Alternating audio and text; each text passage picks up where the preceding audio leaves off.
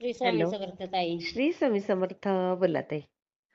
काय टायमिंगच जुळना अनुभव शेअर करायला. अनुभव आपला खरा टायमिंग रात्रीचाच आहे ना ताई? आहे पण ती मला जमाना झाले. काय होतं मिस्टर येते तर संध्याकाळी 9 वाजता. अच्छा, अच्छा. हां, हां. त्याच्यामुळे ते जुळतच नाही. बरोबर. म्हणून मग बरं मी कशा काय आहात? बऱ्याच ज्यांचं दिवसानं जुळत फोन नाही ना केला. त्यांच्यासाठीच दिवसा घेते. खूप दिवस तेच. झाले तुमचा फोन नव्हता ना? हो तेच की अनुभव भरपूर आहे. ते आता नवीन अनुभव हां, 2 घेतलंसा तर बरं होईल कारण खूप मोठा आहे ते अनुभव. मग थोडं-थोडं सांगता की सगळंच सांगता? सांगा तुम्हाला नाही कसं. म्हणजे 2 होतील. एकात काही होणार नाही. अच्छा, अच्छा. चालेल ना मग. सांगू का मग आता? हो, स्वामींनी सांगा. मला दृष्टांत दिला. आधी त्यांच्या चरणी साष्टांग दंडवत महाराजांच्या चरणी. बापरे! तर हं. त्यांनी मला दृष्टांत दिलं त्याच्याबद्दल सांगते.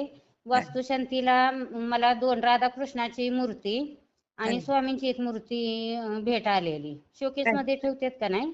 हां, हां, हां. तशी. तशा. तर आता घराला जवळ-जवळ 2-2.5 वर्ष झाली. बरोबर. हां. पण त्या दोन्ही कोपऱ्यात मी ठेवलेल्या होत्या. हां, हां, मग हां. एक दिवस पहाटे 5 वाजता हे केंदळी दादा माझ्या स्वप्नात आलं अय्या! आणि जणू काय म्हणजे वडीलच माझं ते होतं. तर दादा हं. म्हणणार नाही वडीलच होतं माझं ते. अगदी, अगदी. तर त्या रूपातच वडिलांच्याच रूपातच घरी आलं. मग आता सगळं काही सांगू शकत नाही आता काय काय झालं आमच्या दोघांसोबत ते. हां, हां, हां. मग नाही पोराचं सांगा ना लग्न त्यावेळेस तुम्हाला जवळ काय आलेलं होतं. तुम्हाला जे आम्ही सांगावसं वाटेल ते सांगा ताई. हां? तुम्हाला जे सांगावसं वाटेल ना, ते तेवढंच सांगते. सांगा. कारण कसं म्हणजे महाराजांनी दिलेले सगळं दृष्टांत सांगायचं नसते तर असं म्हणते ती ना. असं बिलकुल नाही ताई. म्हणून. जेवढं तुम्ही नाहीतर सांगाल, तेवढं तुम्ही प्रचार-प्रसार कराल, तेवढं तुम्हाला अजून स्वामींचा दृष्टांत होतील बघा. होच की. पण हां, सांगते आता जेवढं म्हणजे जमतंय तेवढं. हां, हां. मग दादा माझ्या स्वप्नात आलं, बसले-बसले चहा-पाणी झाला. म्हणजे मी अरे खूप बापरे! खुश. मी म्हणजे आनंदाने जणू काय म्हणजे मला वडील कधी पाहिले नाही. वर्षाचे असताना वडील आमचं वारलं होतं. अय्या! मग वडील काय माहिती नव्हतं. पण केंद्रे दादा आल्यानंतर मी एवढी खुश. मी सगळ्या घरभर हिंडते की दादा माझं म्हणजे आमच्या वडिलांनी मी दादाच म्हणत होतो. अय्या! हो पण का? मला काही माहितीच नाही आणि आठवतच नाही वडील काय असते तर माहिती नाही. पण ते बापरे! एवढी मी खुश झाली तेच नाही कुठं ठेवू कुठं नको असं म्हटलं झालेलं. हां, हां, दादा बसले विसले परत हां.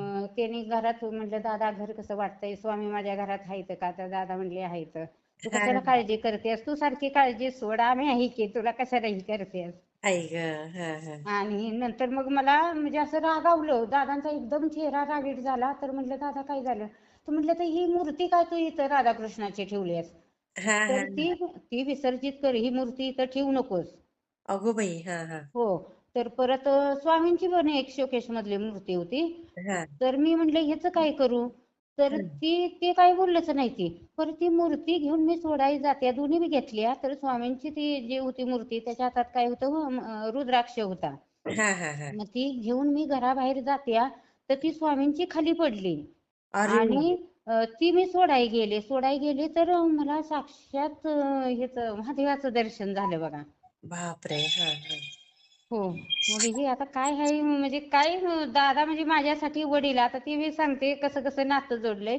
मी काय म्हणते महाराजांनी की "बाबा का असं केलंस माझ्या म्हणजे पूर्वजन्मीचं काय माझं चुकलं होतं का? पूर्वजन्मीचं माझं कर्म चांगलं हं. नव्हतं का?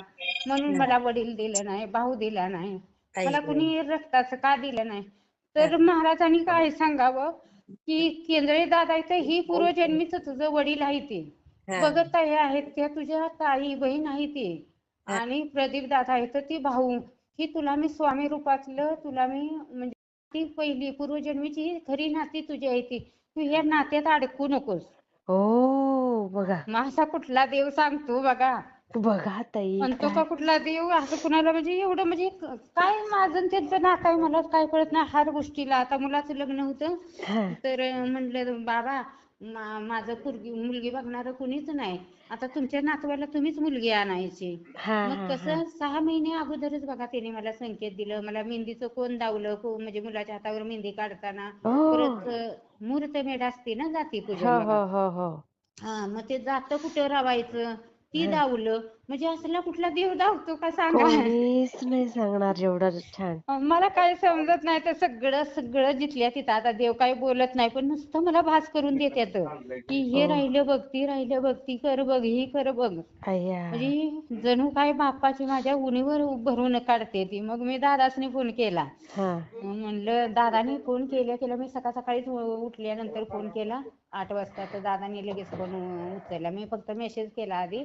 हा. म्हणलं दादा मला तुम्हाला काहीतरी आपल्या नात्यांबद्दल सांगायचं आहे. मग दादानी लगेच फोन उचलला. अय्या.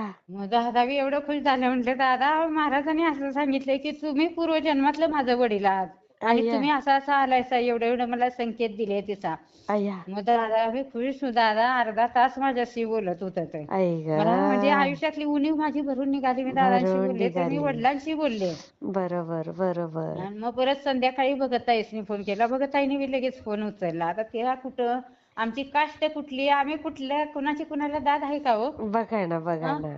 मग भगतताईसनी फोन केला. म्हणलं ताई तुम्हाला सांगू का आता महाराजांनी मला काय सांगितलं? म्हणले तर काय सांगितलंय? तर म्हणलं तुम्ही बहीण आहे माझी पूर्वजन्मातली. अय्या. ताई बी इतक्या खुश झाल्या. म्हणले तर काय सांगतायसा? तर म्हणलं हो बघा तुम्हाला मी बघितलं नाही. तुम्ही कुठल्या गावाव मी कुठल्या गावाव. खरंच मग ही खरंच. महाराजांची लीला कसली बघा. मग ताई साधे नाही आहेत महाराज. आणि ह्याला प्रगट दिनाला एक काय झालं बघा. ह्याला प्रगट दिन होता आणि मी हा. आदल्या दिवशी काय म्हटलं की बाबा म्हणजे साधी भोळीच माझी सेवा चालू आहे. प्रदीप दादाने तुम्हाला मागचा अनुभव मी शेअर केलेला बघा. हा हा. प्रदीप दादा मला बोललेलं म्हणजे असंच संकेत मला मिळत होतं. तर दादासनी म्हणले दादा मला असं असं दिसतंय. हा हा. तर दादा म्हणले काहीतरी महाराजांनी तुझ्या हातून म्हणजे सेवा करून घ्यायची असेल. हा हा आता हा. कुणाला माहिती आरतीची सेवा चालू करून घेतील. आमच्या गावात आरती नव्हती महाराजांची.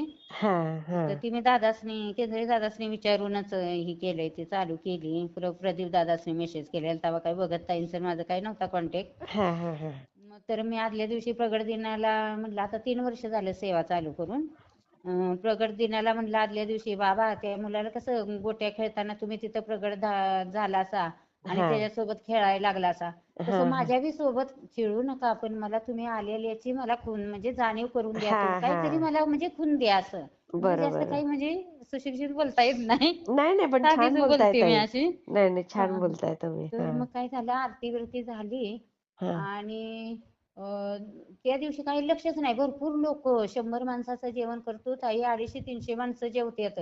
बापरे. हा हा. हो म्हणजे दादच लागत नाही. जेवण म्हणजे कमीच पडत नाही. ओ. आणि एवढं स्वादिष्ट होतं आणि सगळी लोक मी काही स्वतः करत नाही. उगाच कशाला सांगू महाराज त्यांचं तेच म्हणजे सगळं हो सेवेकरी हो उभं हो. असतात.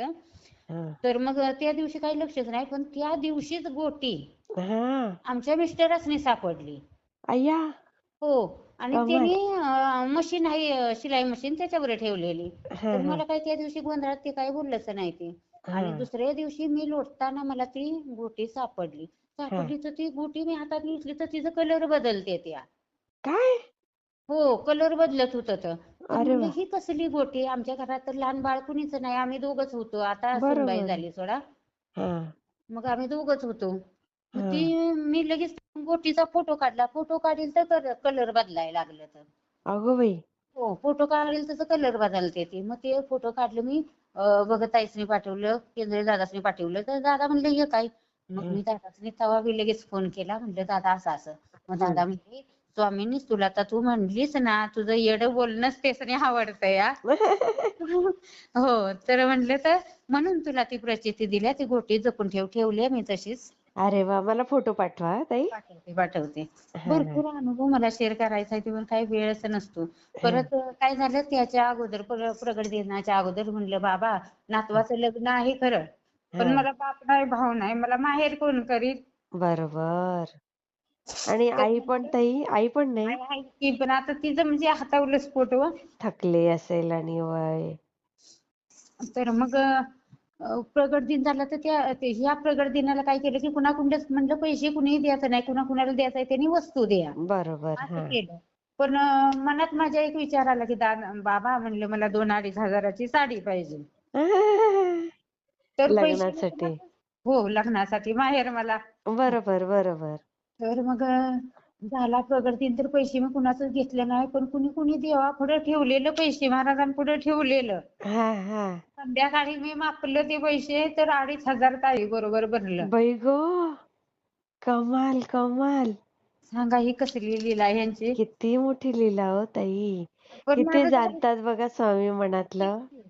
आणि मग माझं धारिष्ट झालं मी पैसे ते मापलं पण ती 2,500ची साडी घ्यायची मला म्हणजे कधी हिंमत घेतलीच नव्हती नाही होत. हो. हा हा घेतलीच नाही मी 2,500ची म्हणलं नको बाबा मी 1500चीच घेते. हा हा. मग 1500ची साडी घेतली मी ती पहिली आई लग्ना ग दिवशी त्यांची नेसली. आई ग बघा. असं आता उद्या मोठा अनुभव झाला तर हा किती सांगू. सुंदर सुंदर. सांगा सांगा ताई.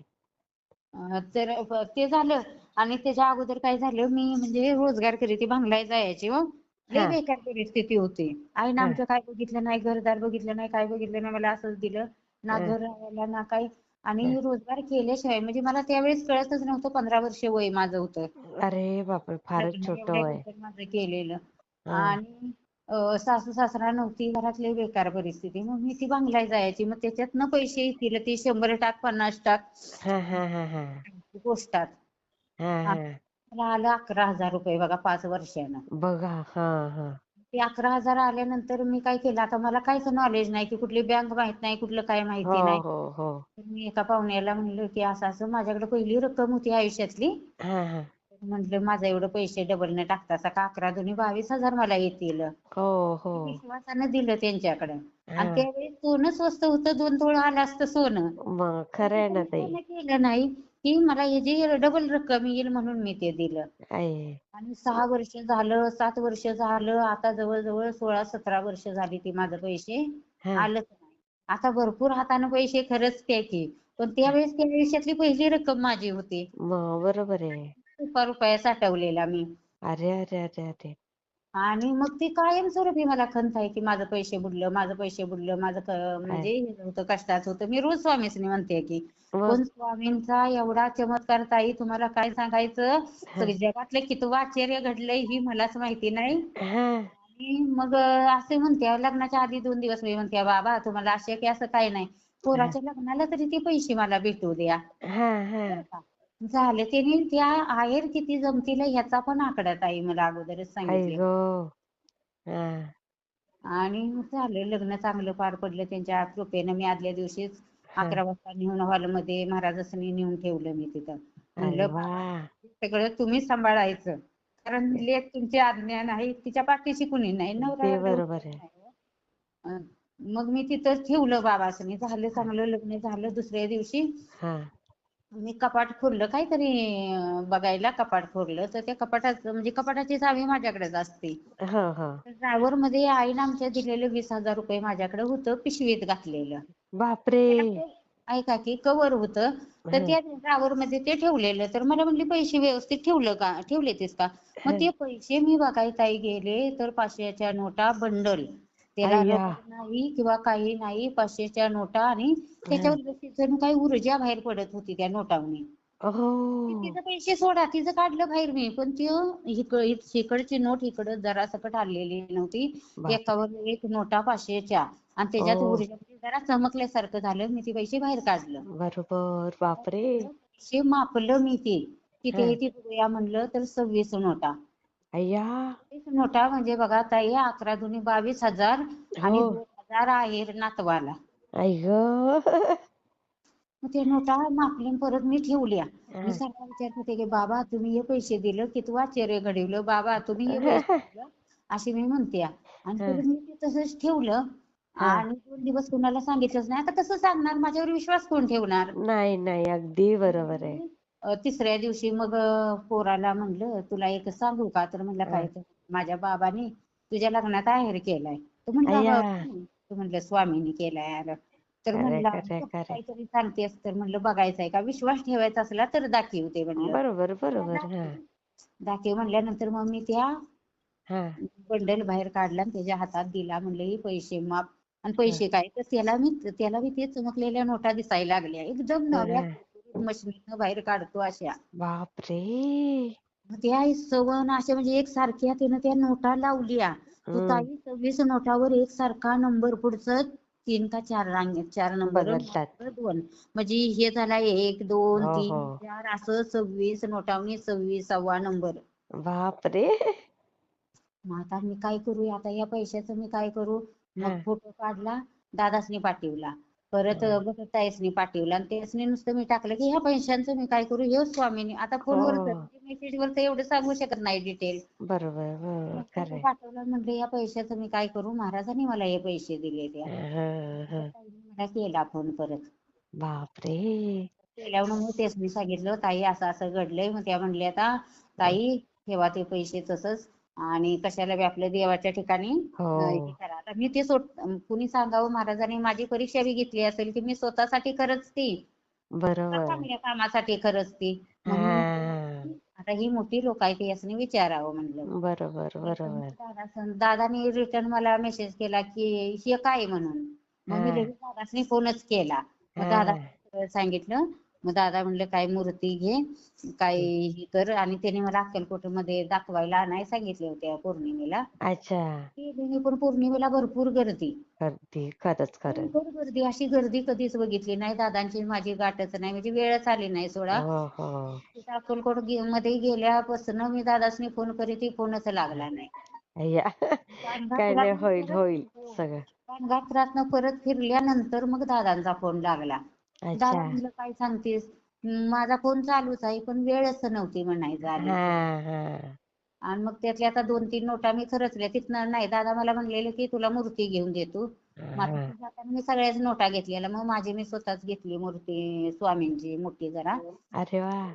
आणि नरसोबाच्या वाडीत नाही भिक्षा पात्र आहे का नाही कोल्हापूरला हो हो. ते 500 रुपये दिलं. ताई अनुभव मोठा होईल सांगू का तर स्वामी नाही मला कसं भेटलं म्हणून. नाही ते आपण नंतर घेऊया. मग बाद हे झालं फार श्री स्वामी. सुंदर झालंय. हा हम्म. मी चालतंय शेअर करते ताई. चालतंय श्री हा स्वामी. श्री स्वामी समर्थ.